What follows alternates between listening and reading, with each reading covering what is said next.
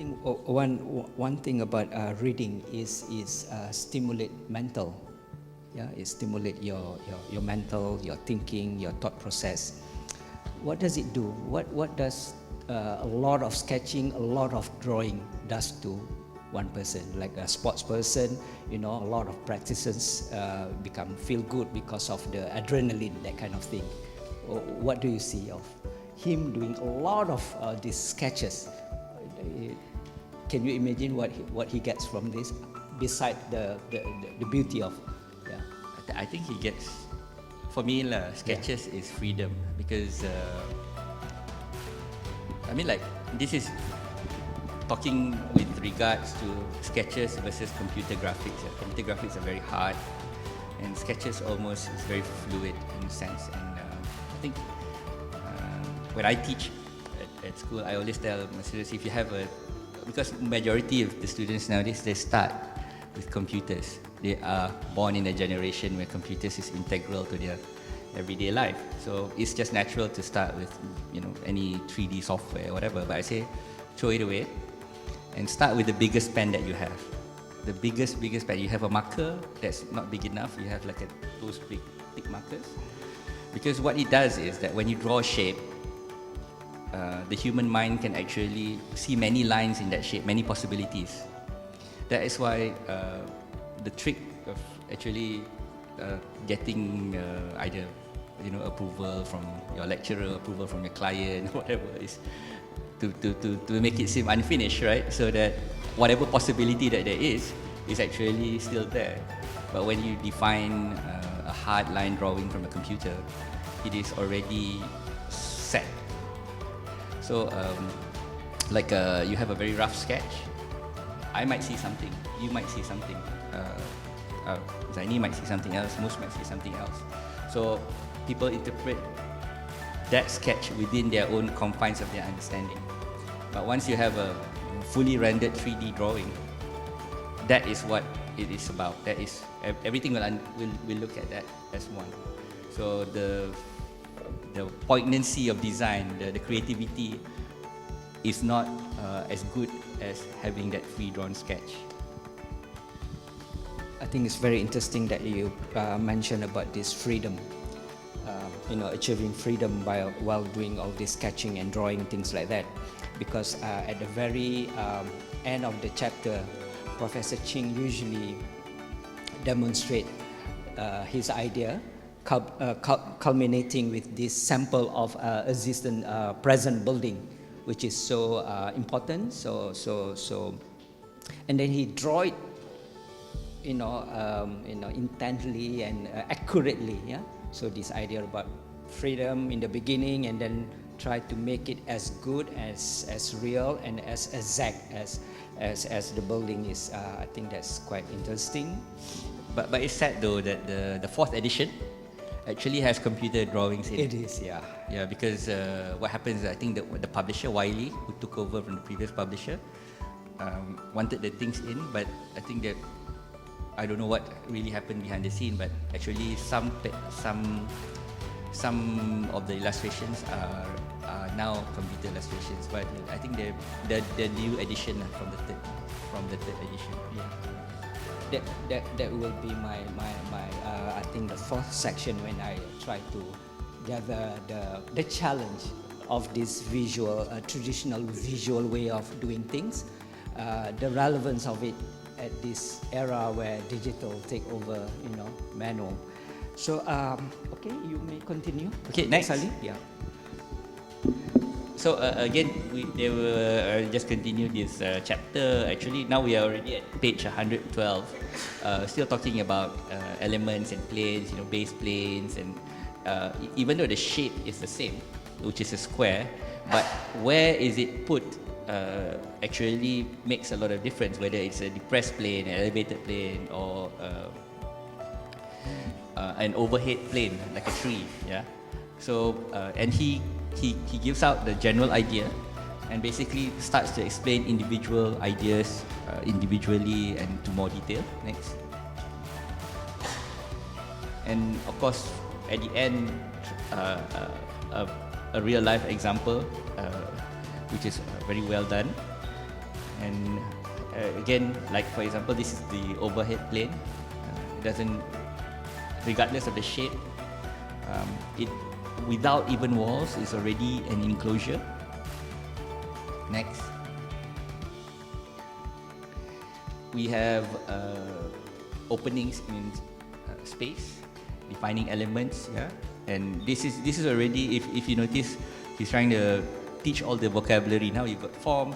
Now is the fenestrations, the openings, and how to actually how those things may affect the space inside the form. Next.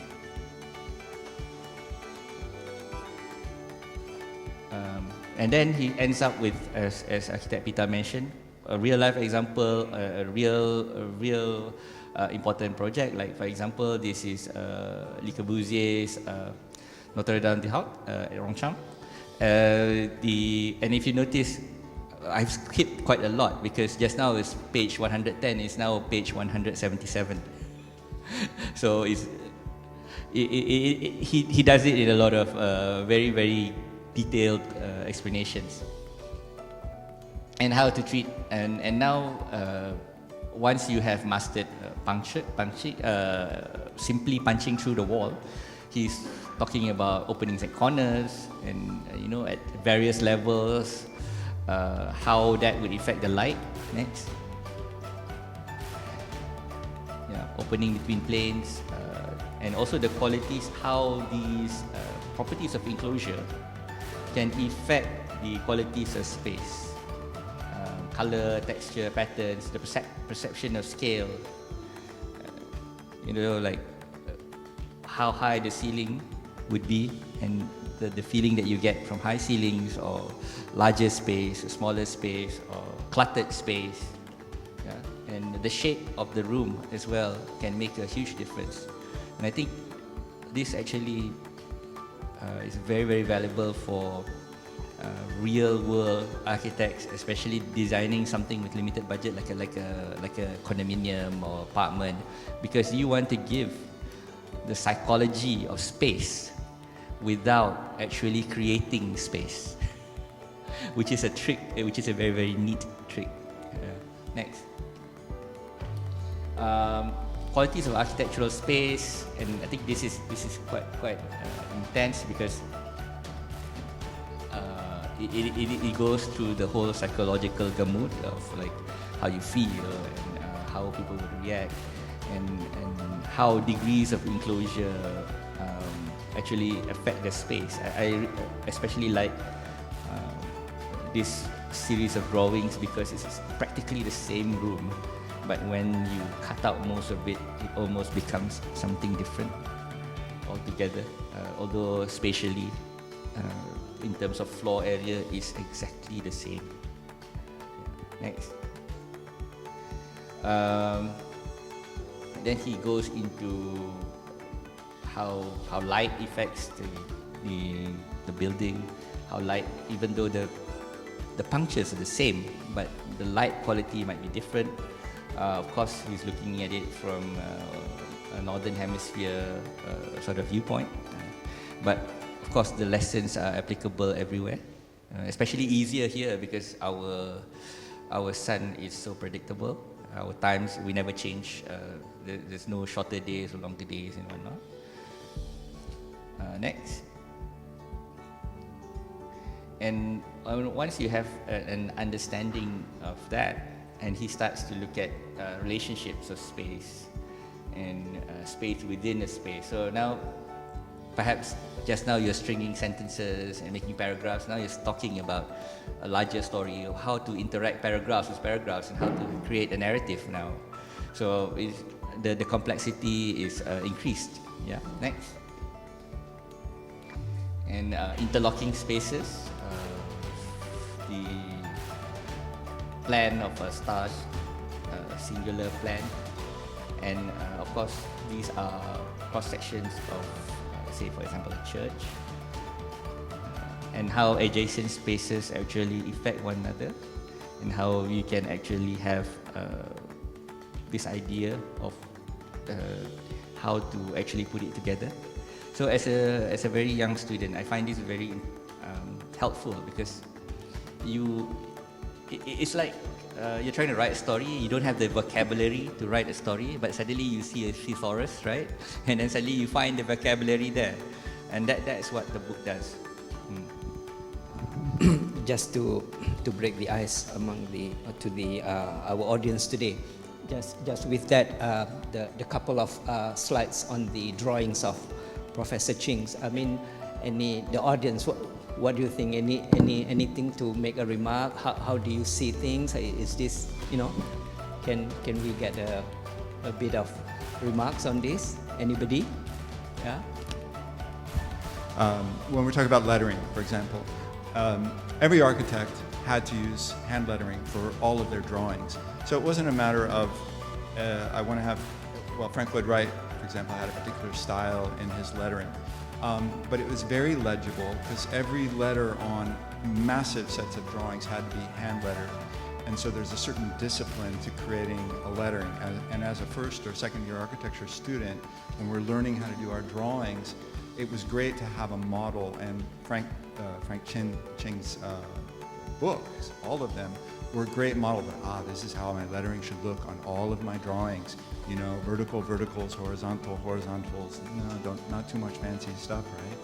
So there was a great discipline to that lettering, and of course it has a great style. So I take exception to the idea that it's not legible. To me, it's very legible across, not only in America where I went to school, but in Europe, in Malaysia, anywhere other than China, maybe, or that it was a certain universal lettering and everybody could read it, and that it becomes part of this hand-documented book, I think was very exciting.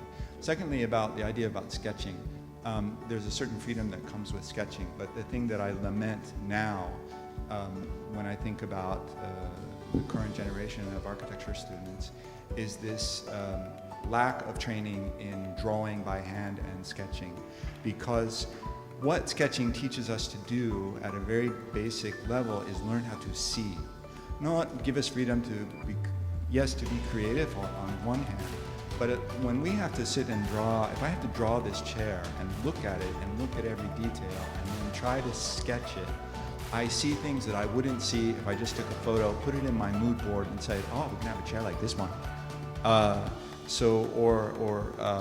It teaches us to see the building details. And then when we are designing, those things make it in, the things that we need to pay attention to, make it into our designs. Too often we're using Pinterest, we're using Instagram, we're saying like this, we depend on the 3D rendering guys, 3D rendering guys. And then they've got these renderings and the client says, oh, I want it like that, right? So, but the details are gone, and then the finished product may not be so nice. And the third point I wanted to make was that our jargon, you're mentioning the vocabulary here, also very critical. We're often criticized as architects because sometimes people say, oh, you don't speak like normal people. Why can't you use regular language? And to me, I'm saying we're using things like hierarchy, subtractive space, additive space, and we're talking about order and floating planes and things like this. And like, people, why can't you just say, be normal? Well, it's a profession, and we have a vocabulary in our profession. And in order to talk to each other, we have to use that vocabulary. And I think there's a sense that we're supposed to dumb ourselves down to the lowest common denominator so that everyone can understand. When I'd say these are actual normal words in the English language, and there are the translatable words in Malay or Chinese or whatever language. They're actual real words that people use every day when they have a developed vocabulary. So, and when we're looking at the vocabulary, how we place a window in a space, like he illustrates, how we put a doorway in, how we mesh spaces together, it pulls them apart. What that illustrates is that for all of us who are not architects, for some of us who may not be architects in the room, is that everything that we do, there is a rationale behind it. We're making a decision for a reason.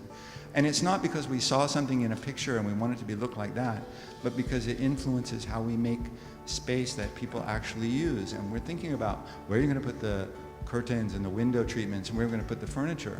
And what too often happens is we've segregated architecture from interior design, and we give one guy the role of the outside architect, and we give somebody else the role of the interior architect or interior designer, and they don't talk to each other. So then the windows and the openings and the layout of the spaces become rather haphazard, when what we would like to do, if we could do what we're trained to do, is really make rational decisions about where all of these things go and do it all in a coordinated way. And so for those of you who may not be architects in the room, that's what we really want to do. We really want to make the best spaces and buildings that we can, and we hope that you'll encourage us to do that. Very well said. I mean, like that point about sketching is absolutely true, because I mean,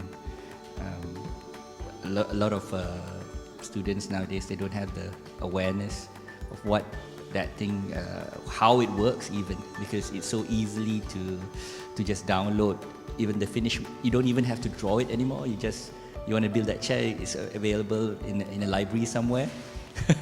It's no longer you need to think about how to do it. It's there. But in that convenience, you lose the understanding of the construction of that chair, the physical form of that chair, and how that chair works, right? And I totally agree. And wow, thank you for coming. Thanks.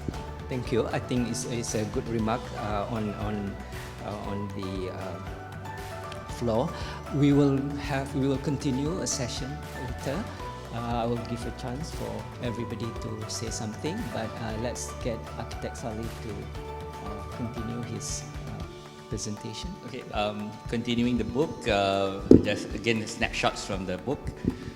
He talks about now the vocabulary has become a bit more complex, and starting to see how forms or shapes clash with one another, and how to organize things. And we have a spatial organization and centralized organization. And if you see this, it's very interesting, because I know the talk was going to be given here in Petronas Towers. And when you look at this ideal church plan by Leonardo da Vinci, it is almost an exact plan for the for the Twin Towers, actually. Next. And this is the an actual plan for one of the towers. And for those of you who don't know, Caesar Pelli, the architect of the building, just passed away yesterday. Yeah, at an age of 92. Yes. So, but again, even at this iconic, monumental sort of scale, the lessons are fundamentally the same. And he's trying to relate this to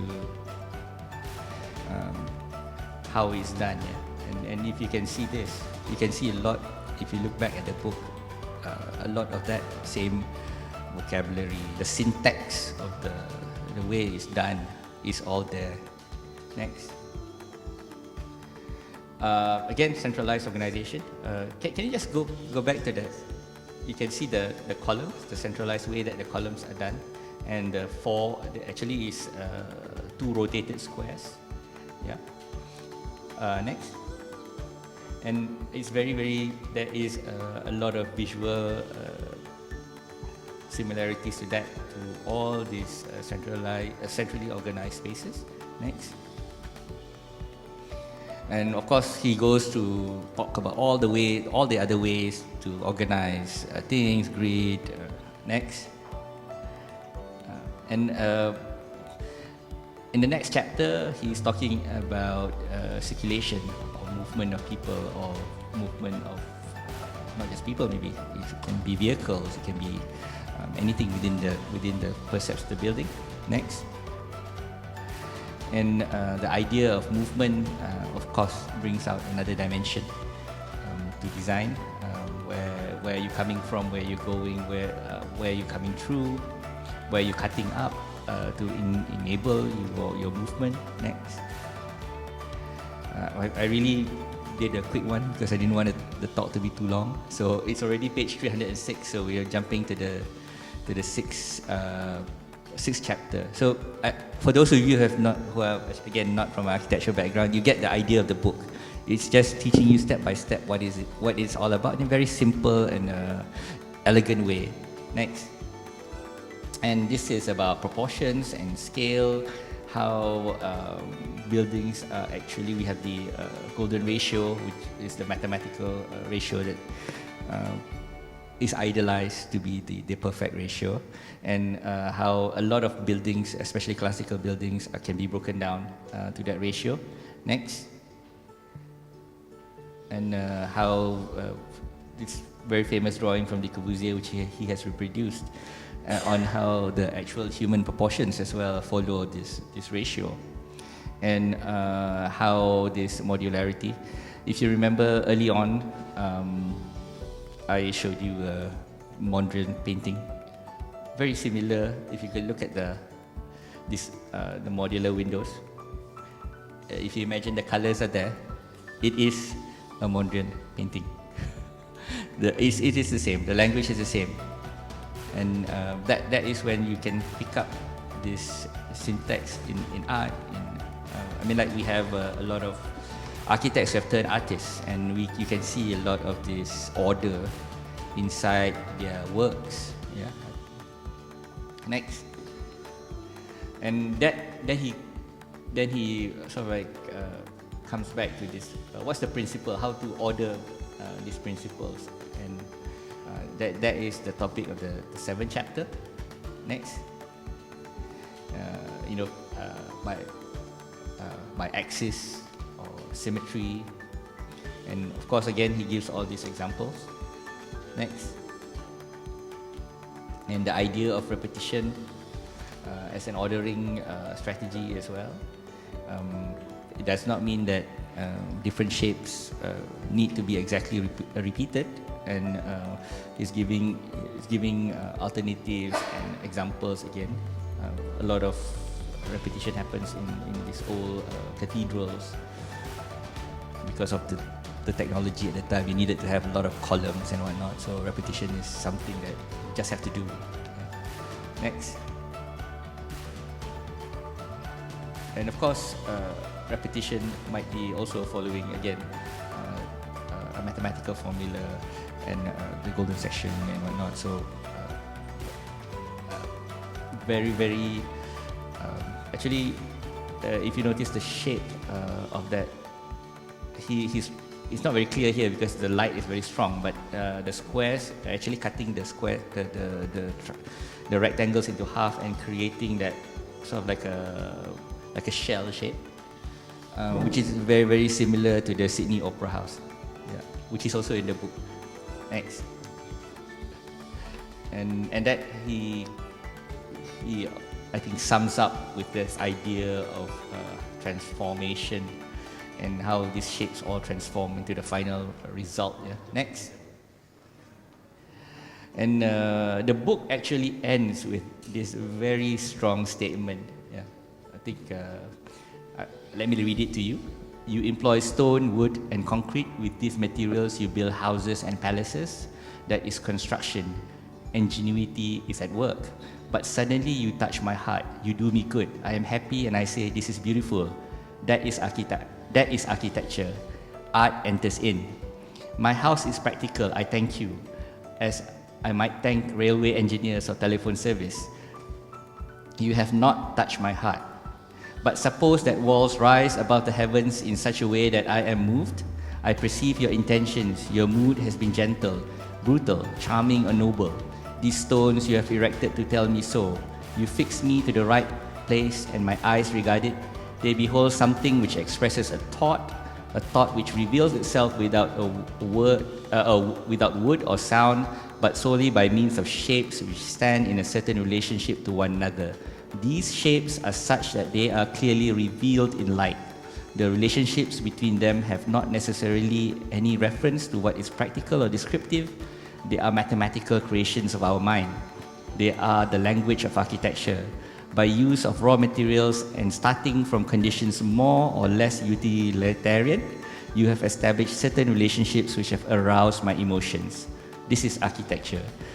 And this is written by Le Corbusier it's taken from his essay towards New Architecture in 1927, but it's a very apt way of summarizing the whole book, because in a way what he's saying is that, you know, you can have the most utilitarian or practical way of building and it functions perfectly well, but if you don't touch my soul, then that's not architecture, that's just building. Yeah. Thank you, Architect Saleh. I think in the quick overview of the 7 title of the whole book, from the primary elements, the form and space, organization, circulation, properties and scale, and principle. I think it's quite thorough and quite conclusive, the book. As I mentioned earlier, the book is in its 4th edition. I just want to ask Architect Saleh first, maybe the rest later. If you are given a chance to do the editing for the 5th edition, is there anything that you want to, of course, to add, not to change? I mean, with due respect to Professor Ching, I mean, is there any way that you want to improve or to make it relevant to this, millennials' way of thinking, the changing, the shifting of paradigm in the world, where the old school versus the new school? What is your take on this? Using the book as a reference. Yeah. I think they are really trying to do it in the 4th edition. They're trying to include more relevant, newer buildings, but unfortunately, the style is not consistent, and it is done through computer graphics. And I think if there was a 5th edition, it should be a continuation of this, and perhaps you can even further elaborate, break down on like the lady just now mentioned, colors, other things that are related to design. So it becomes sort of like a complete vocabulary rather than it's a snapshot currently, right? Yeah, I think there's always a mixed, feelings about retaining the original, the contents, the essence of the author's way of doing things, and versus the gentleman mentioned about, the strictness of traditional way of doing things, the importance of retaining certain ideas, and the basic of thing, even the black and white versus the color. What is the book? What's the take on the book? You are teaching at the university now, yeah? It is still a textbook for the first year students? Yes. Yes. But they have PDF copies. So I think the physicality of a book is also important, such as I think a PDF copy loses I think the physicality of having a book there, looking at the sketches and trying to reproduce or even learn from it is far more powerful. And I'm not against e-books. I mean, like, e-books are fine, but sometimes when a book is very, very good, you need to have a physical copy. So I used to, take care of first-year student at the university. I think to get them to go outside, to sketch things, to document, to froze some image. Even that is like, Cik Pita, why do I have my phone? It's all in my phone. I snap, and then I can do it later. There's, it's quite frustrating to enlighten them with the old way of doing things. So I open to the floor. It's not the old way of doing things. It's like what you mentioned just now. It's awareness of that thing. I mean, like, if you capture an image, you are just capturing one aspect. You don't understand what you are capturing. But if you draw it, you have to understand before you draw, and you have to understand how it works before you actually reproduce that thing. That's why we thought this is their answers. Don't worry, Encik Pita. tonight I will look at it very, very closely. I will even appear in my IG, in my Facebook, and with description. So what is your response when people do that, you know? Because they said that it's very important for me to capture now with this time, the spirit, the sun, blah, blah, blah, you know, for me to come back here again and then, you know, because he need his space, his set of place to absorb the image. In a way, all these Pinterest and you have all these blogs, Art Daily and whatnot. It's sometimes counterproductive to actually people learning architecture. Is more becoming like a visual, sort of like a rojak. If you know rojak is a mixture of everything. So the problem is architects traditionally are supposed to be composers. They compose music, compose original pieces. But now the newer generation, it has become like a DJ. They take a bit of this, take a bit of that, and mix it into a remix. So that is the issue actually.